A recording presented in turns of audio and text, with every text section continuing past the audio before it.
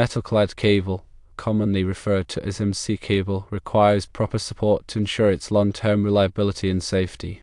The National Electrical Code, or NEC, sets specific guidelines for supporting and securing NEC cable, and adhering to these guidelines is essential for compliance and safe electrical installations. The support interval for NEC cable is addressed in NEC Article 330.22. This article differentiates between installations where the cable is exposed to physical damage and those where it is not. The critical distinction lies in the level of protection the cable requires based on its environment.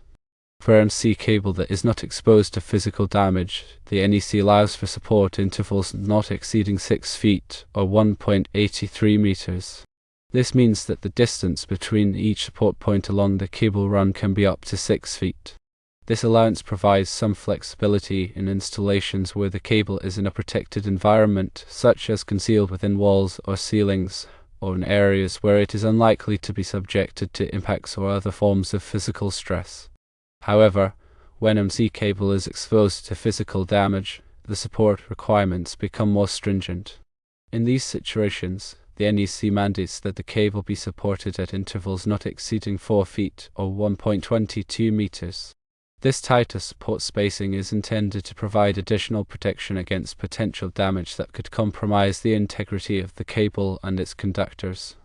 Exposure to physical damage can encompass a variety of scenarios. This might include areas where the cable is susceptible to impacts from equipment or machinery, locations where it could be snagged or pulled, or environments where it is subject to vibration or movement.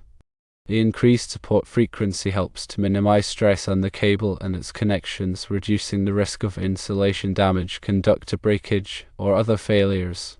To summarize, the NEC provides two distinct support intervals for NEC cable based on its exposure to physical damage.